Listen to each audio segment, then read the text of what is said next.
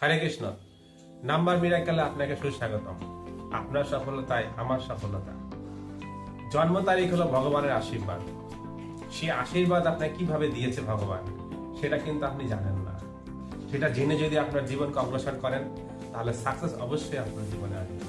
Success মানে কি? আপনি যেটা চান সেটা আপনি পাওয়াতে যখন রূপান্তরিত হয়। আর ভগবান যেটা চান সেটা যদি আপনি জানতে পারেন আর সেটা যদি আপনি পাওয়ার চেষ্টা করেন তাহলে সাকসেসের আশীর্বাদ, সাকসেস পাওয়ার জন্য যে আশীর্বাদ ভগবান আপনাকে ডেট অফ বার্থে দিয়ে দিয়েছে সেটাই আপনি পাবেন। তো আজকে আমরা আলোচনা করবো একটি বিষয়, যে সিরিজটা আমি শুরু করেছিলাম, যে নিজের এবং অন্যের শক্তি সম্বন্ধে জানুন এবং তার সদ্ব্যবহার করুন। সেই সিরিজে আজকে কিছু লোকদের কথা বলবো যারা একই কোয়ালিটির হয় মোটামুটি। যেমন ধরুন তারা খুব নলেজেবল হয়, তারা জ্ঞানী হয়। তারা দেখবেন ছোটবেলা থেকেই যারা বই পড়ে, ছোটবেলা থেকে বই পড়া শুরু করে স্কুলে যায়, তারা কম পড়ে, পরীক্ষায় ভালো রেজাল্ট করে। ইনপুট কম, পড়াশোনায় আউটপুট ভালো। বিদ্যা তাদের খুব ভালো। তারা অল্প পড়াশোনা করে ভালো রেজাল্ট করে, তারা খুব জ্ঞানী হয়। এবং শুধু তাই নয়, তারা জ্ঞান যেমন আহরণ করে সেরকম জ্ঞান প্রদান করতেও তারা ভালোবাসে। এবং এদের জন্য যারা জ্ঞানী, তারা যত জ্ঞান প্রদান করবে তত তাদের ফেম, সুনাম বাড়তে থাকে। এদের ক্রিয়েটিভিটিটা খুব ভালো হয়। কোনো কিছু নতুন নতুন আইডিয়া এদের মনে খুব কাছাকাছি, তাদের মনে খুব আসে। মানে একটা বিষয়ের উপর যদি বলে এটা কিভাবে করা যেতে পারে, কিন্তু খুব সুন্দর আইডিয়া দেবে আপনাকে, এইভাবে করতে পারো, ওইভাবে করতে পারো। ক্রিয়েটিভিটি এদের খুব ভালো থাকে। এদের আরেকটা ভালো গুণ হলো এরা কিন্তু ইমাজিনেশন পাওয়ার খুব ভালো। কেন আইডিয়াগুলো কোথা থেকে আসে? ইমাজিন করে, এটা করলে এটা হবে, তাহলে তুমি এটা করতে পারো। এই যে ইমাজিনেশন পাওয়ার, মনে মনে কোনো কিছু চিন্তা করার শক্তি, কোনো কিছু ইমাজিন করার শক্তি, কোনো কিছু দৃশ্যায়ন করার শক্তি এদের মধ্যে খুব ভালো থাকে।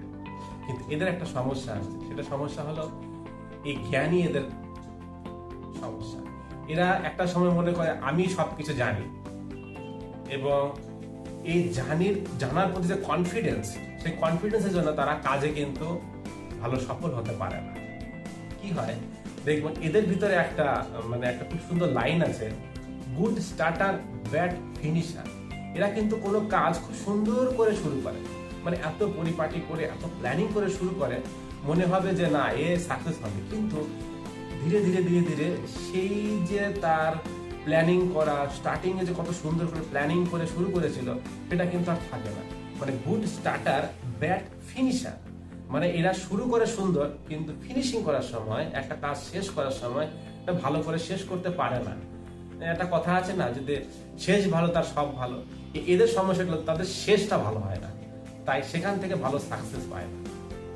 এটা হলো এই ধরনের ব্যক্তি। এই ধরনের ব্যক্তি কি আপনি, আপনার স্বামী বা আপনার স্ত্রী, আপনার সন্তান, আপনার বাবা মা, অথবা আপনার প্রতিবেশী, আত্মীয় স্বজন, কারোর সাথে কি মিলছে? আপনি একটু ভাবুন। ভগবান কিন্তু আশীর্বাদ দিয়ে দিয়েছে, কিন্তু আপনি জানেন না এই ব্যক্তিগুলো কারা। হয়তো তাদেরকে বাহ্যিকভাবে দেখে বুঝতে পারছেন, হ্যাঁ এই ব্যক্তিটা জ্ঞানী, ভালো শুরু করে কিন্তু শেষ করতে পারে না। আপনার জীবনে এটা হতে পারে। সেজন্য এদের সলিউশন আছে। এদের সলিউশন আমি করে থাকি। এরা জীবনে সাকসেস ধরে রাখতে পারে, এবং এরা কিভাবে জ্ঞান আহরণ করতে হয় এবং কি করে জ্ঞান প্রদান করতে হয়, এই যে টেকনিকগুলো, সেগুলো আমি তাদেরকে শিখিয়ে থাকি। তা আপনার ফুল প্যাকেজ যদি নেন তাহলে অবশ্যই সেই জিনিসগুলো জানতে পারবেন, প্রেডিকশন করে দেব। এবং আপনারা জানেন আমি কিন্তু কোর্স করি, বাংলাতে এবং হিন্দিতে কোর্স করাই।